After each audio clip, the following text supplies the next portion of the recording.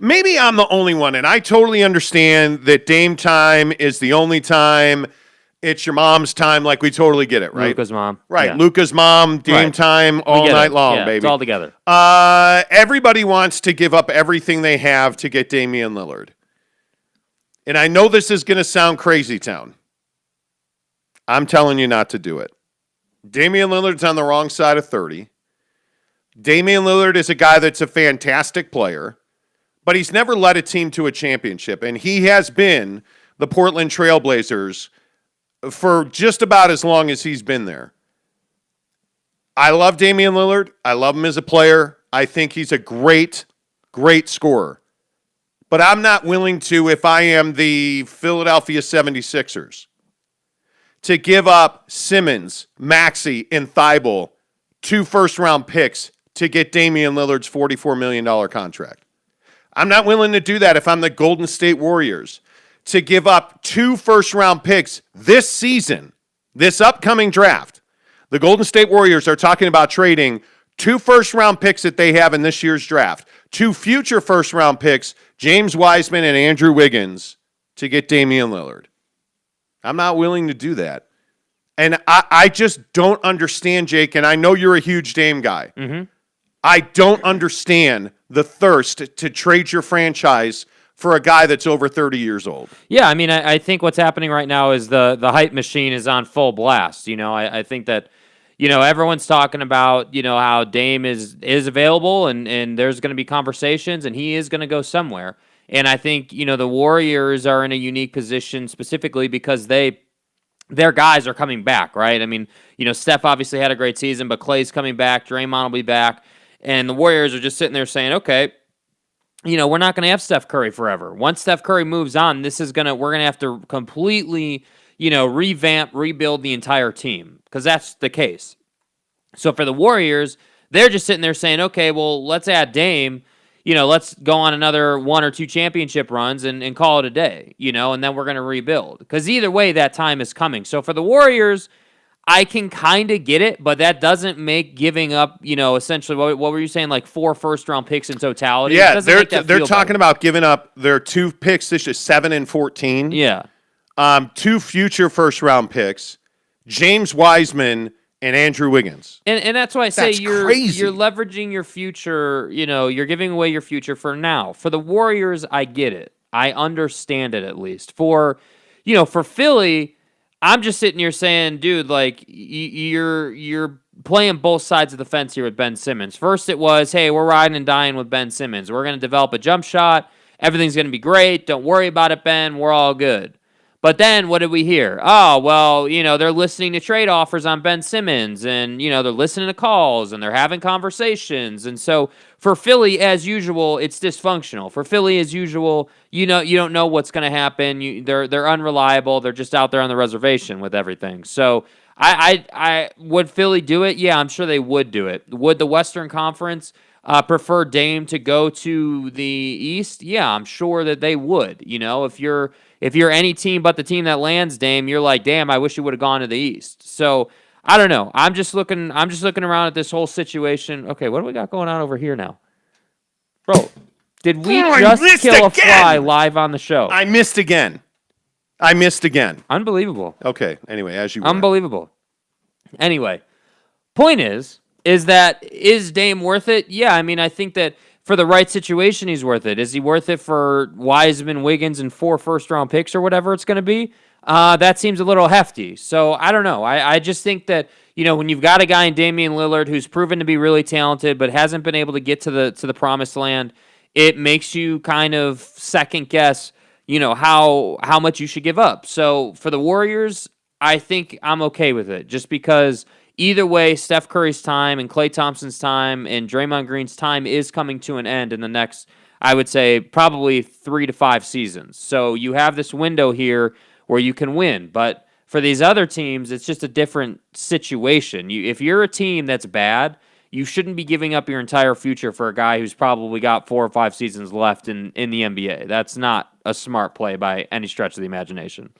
Yeah, my struggle is when I look at the Sixers, I just think Matisse Thybulle is such a good look at that block on your boy Durant last night. I look at Tyrese Maxey. I mean I look at all these players. I look at Ben Simmons, and I think the thing that with Ben Simmons especially, my feeling is I think the Sixers want to trade Ben Simmons. I understand the struggle. I understand the public pressure. But Ben Simmons isn't just some piece of trash that you're throwing out. Ben Simmons has a lot of value in this league. Ben Simmons is eventually going to learn to shoot the three. It is unnerving that he shoots it like Steph Curry in warmups and then won't take it in the game. I don't get it either. But you can figure that out. If he ever gets a jumper, it's over. And you're just willing to hand this guy a ticket to Portland with Thybulle and Maxey and a first-round pick. That's ludicrous to me. And don't get me wrong, I really respect Damian Lillard. I love his game. I love how clutch he is. I love that he can shoot it from Poughkeepsie to Portland and get nothing but net. I love it. He gets buckets. I totally get it. He's not worth giving up 3 franchise-level young players and 2 first-round picks. I'm not giving up a prototypical big in 2021-22 and James Wiseman when my franchise has been ravaged by injury, when I have no idea what is going to happen with Klay Thompson's ACL. Remember, Klay Thompson's got an ACL and he has got an Achilles tendon tear. You don't know what he's going to be when he comes back. Now, chances are he's going to be wonderful. Absolutely. But James Wiseman is a young player who showed you he can shoot, he can run the floor, he can dunk and defend. Am I really giving that up for for Damian Lillard? And here's the other question, and this probably pertains more to you as a Warrior homer. You really want to have that much undersized talent in your front court, in your backcourt, with Steph Curry and Damian Lillard? I mean, to me, that seems like a blueprint for teams scheming against you because of your size. Yeah, well, I think so. You have to find the balance, and that is definitely the other side of the conversation for the Warriors. So when you don't have, let's say that they make the Dame deal, you don't have Wiseman anymore, you're playing Draymond at the 5. The question then becomes, guys of Kevon Looney's level and ilk, like can you find the Kevon Looneys of the world again? Can you find that guy who you're not paying a lot but can give you great contributions, and help you? Because if we go back to the Splash Brother years where, it was Steph and Klay and Draymond, and then you had 2 other guys on the floor, there were a lot of times that Kevon Looney was helping them and getting rebounds and kicking it out and basically doing the dirty work to get these guys looks. And that's the thing. It's great that you have 2 guys, and it would be 3 guys who can all shoot it from forever away. That's cool and everything. But the problem is that in the NBA, you have to run offense. It's not going to just be good enough to walk it up the floor and shoot threes all the time. So if you do make the Dame deal, the next thing that you have to look at is who's going to be your big, who's going to be your Andre Drummond, who's going to be, your DeAndre Jordan of the team. You got to go and find a guy like that. So I don't know. That's what I'm saying. If they're talking about it, they clearly have a plan. And again, another important side of this conversation is track record. So the Warriors, the Lakers, all these teams that consistently are winners have proven that they know what they're doing. And everyone's going to say, whoa. The Warriors weren't a playoff team last year. They struggled. They were terrible. Well, why were they terrible, though? They intentionally were, trying not to be good so they could get draft picks, so they could either draft or trade those picks to get somebody. So they've had a plan all along, and they're following that plan, and I think they're evaluating this Dame opportunity, and if they like it, they're going to pull the trigger. Well, and I also think one of the other teams you have to talk about here is the Utah Jazz, because everybody is, convinced that Dame would play in Utah, and this is the black superstar that'll come to Utah and finish his career and bring a chip. And does Damian Lillard move you closer to a championship if you are Utah? Well, that depends. What are you going to have to give up to get him? I'm certainly not trading Donovan Mitchell, who I think is, not on Damian Lillard's level. I think he certainly has the ability to get to that level and beyond. I think that Donovan Mitchell could be a generational talent. Yeah. And it simply is a matter of getting that from him and developing him. That's all that matters here. Developing Donovan Mitchell to that level, which you can see he's already progressing, that's what matters. So I'm not willing to trade him, and I have a hard time seeing a package of players that Portland is willing to take, and everybody's automatically going to say, well, you got Rudy. Like, why would Portland trade $44 million in cap space? Why would they do that? Do you understand what a Damian Lillard trade means to the Portland Trailblazers? It goes from strapped cash-wise to options on options on options. And if you trade with the New York Knicks and you get a guy in, RJ Barrett on a rookie deal and a bunch of draft picks, that's all they have to send you. And why is that? Because they have a ton of cap space in New York. They can absorb Dame's contract and still have $16 million in cap space. Yeah. They have that room. The Utah Jazz do not. They're landlocked. They have to go salary for salary, dollar for dollar in a trade. They can't send cash because they don't have cash to send. They don't have draft picks. A Damian Lillard trade to the Utah Jazz is highly unlikely. You'd have to have a third team and likely a fourth because of how many assets have to go to Portland. I want Jazz fans to understand that it's highly unlikely. And then there's this other question again. How does Donovan Mitchell and Damian Lillard fit together? Well, Jake, I don't know about you. I think they fit together well. Yeah, I think they fit together just fine. I think the question is not if Dame and Don can play together. I don't have any doubt that they can play together. I frankly, if we're being really honest about it, if you're Damian Lillard, Donovan Mitchell is an upgrade to CJ McCollum, in my opinion. I think I would take Donovan Mitchell over CJ every day. I just think he's a better player. I think he's got more to offer. However, the issue comes in when you're talking about playing 5-on-5 team basketball and what that looks like, because I think the next, and we've talked about this. We talked about it after they got eliminated by the Clippers. We talked about it all season.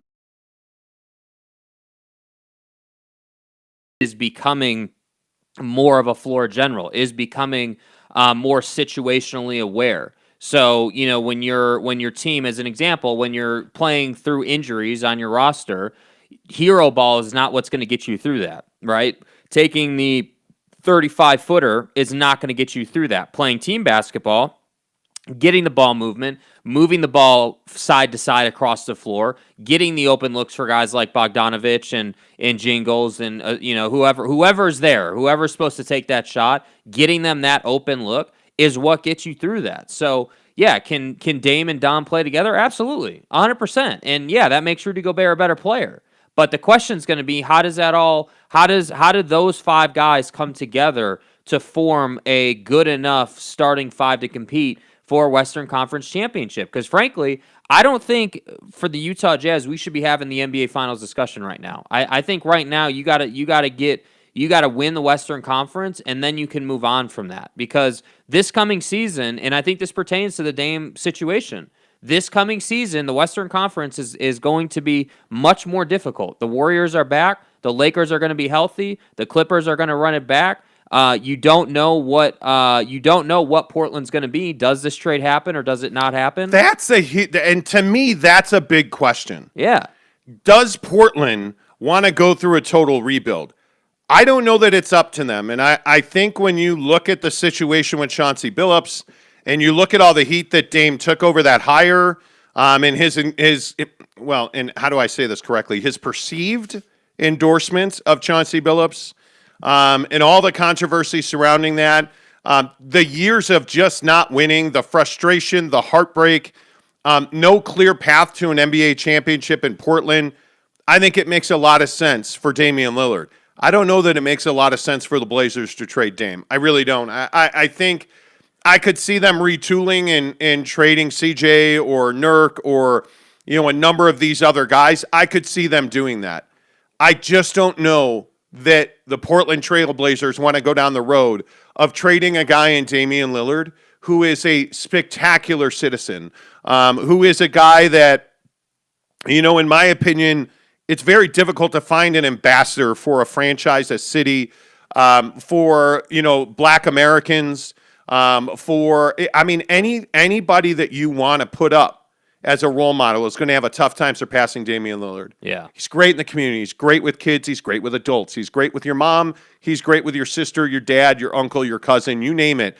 Damian Lillard's a good fit. And I think if you're the Blazers, man, that's going to be an awfully difficult thing to do. Yeah. And I think Damian Lillard wants out. I do. You don't hear all of these trade rumors when a guy is not wanting to be traded.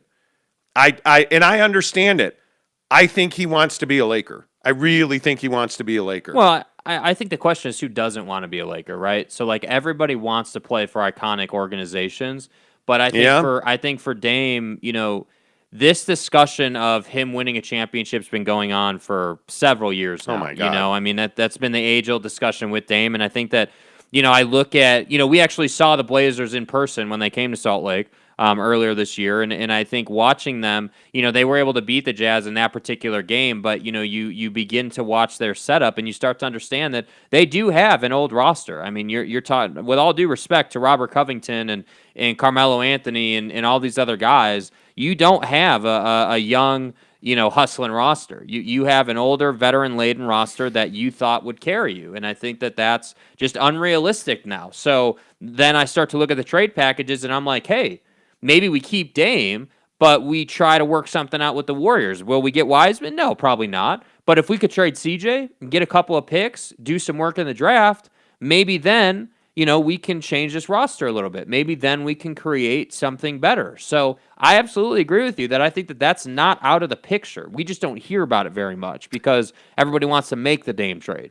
Yeah, I don't know, just looking at their cap and, looking at their numbers. I mean, I look at 21-22, and the money that you have on this roster, it's going to be really hard to win a championship at this level. I mean, you're paying, Damian Lillard and CJ McCollum, what is it, 55% of your cap. See, now that's going to be more really difficult. See, you're paying those two guys more on your cap than the Lakers are paying LeBron and AD on their cap. The Lakers are under 50%, and this team, Portland, is over 50%, which I know might seem like a minutia detail, but when you start looking at cap situations and what you're able to do and not able to do, that matters for sure. Yeah, and I think when I look at the the situation with the Blazers, I mean you're paying, you're just under the tax. I look at your cap holds. I think you have to upgrade guys like Enes Kanter. I think the Swanigans. What do you do with Carmelo Anthony? Carmelo Anthony has been an incredible bargain for that team. What are they paying him? $1.7 million. How do you keep him on the roster? I mean, well, he's a free agent now. I mean, he's 37. I don't know what you do with him. I mean, the problem is you have a team that is built on 30 years old and older stars. And you look at Dame at 31, CJ's 30, you look at Covington's 30, Nurkic is 27, and I think he's a free agent as well. I just look at these situations, and Nurkic is non-guaranteed. See, I think that's a place you can upgrade. Yeah, I mean you have places for to $12 million. Yeah, Nurkic is not doing it for me, and I look at Norman Powell at $11.6 million on a player option. He's probably opting out of that. Yeah. I look at Derek Jones. There's so much room for them to upgrade. But if you trade Damian Lillard, my point in all of this is you just got to tear that thing down. Yeah. And I see a lot of people on YouTube being upset that you said that about the Lakers, but here's the thing that you can't get away from. It's true. You go to 9 out of 10 NBA guys, especially guys that want to win a championship and are thinking about their legacies more than they are about their paychecks. You want to go to the Lakers because every year they're going to do everything they can do to win a championship, to be in position. You look at what they did last year. You look at going and getting guys. Now, it didn't work out with Andre Drummond, and it didn't work out with Markieff Morris, but you went and added those guys. You're developing talent. You recently won a championship. Oh, by the way, you're the frickin' Lakers. People want to wear the purple and gold. And I know that sucks if you're just about any other team, but it's why teams like the Knicks are so confounding. Boston. Who doesn't want to be a championship New York Knick? Who doesn't want to be on the next team to win a championship for the New York Knicks? Yeah. I mean, that would be incredible. The next team to win a championship with the Boston Celtics. Are you serious? Like, and again, I look at teams like Utah, San Antonio, Sacramento. That's where you come to a competitive disadvantage because guys are not going to go to San Antonio, Sacramento, Utah, OKC. They're not going to go to Memphis. They're not going to go to Orlando. They want to win in cities like Miami, Los Angeles, New York, because there's something about winning in those franchises. And I know it's crazy to put the Heat in those discussions, but man, when you're a Miami Heat and you win a championship, you are truly a rock star in that town. Well, I mean, you think about it, like, people, if people are questioning the Miami Heat, I mean, think about how long they've been relevant. Like, that's the word I like to use. Think of it this way. Like, you look at, and again, I don't mean to hate on the Jazz or the Suns or anybody, but you look at teams like the Jazz, like the Suns, like, any of these second-tier teams that are not in major markets in the country, and the relevance factor isn't always there. Whereas, notice the Lakers are always on ESPN and TNT. The Miami Heat, when D Wade was in his prime, those games were always being shown. I mean, you how many Christmas Day games did we have between Kobe and D Wade? I mean, a bunch. How many times did ESPN show those teams together playing? There's a reason for that. It works the same in other sports too. So it's not. I don't believe that it's shade towards the Jazz or any of these other those other markets. Not at all. I just think it is what it is, and I think that when we were having the Dennis Lindsey got fired conversation, this kind of plays into that. If you're a GM or a president of basketball ops, whatever title you want to use, you're the decision maker for what happens in basketball in an organization, and you're in one of these markets that's not Los Angeles or New York or whatever. You got to understand that, and you got to be aggressive, and you got to make sure you always keep your money flexible because that's how you're going to get it done. You're not going to get Dame wanting to sign with you constantly. Well, and I also think if you look at Miami, let's not forget there's zero income tax there. I mean, and that's another advantage. Yeah, there's a lot of reasons, and so I look at Damian Lillard and I say to myself, okay, well, you're a West Coast guy. Yeah, you're an Oaklander. You went to Weber State. Like you've played in Portland. Are you really going to Philly? Are you really? Are you? Do you really think that the Knicks are where you need to be right now? I have a hard time with that. And I think when you hear Dame and sources say that Dame wants to be a Laker, I mean, that's totally understandable.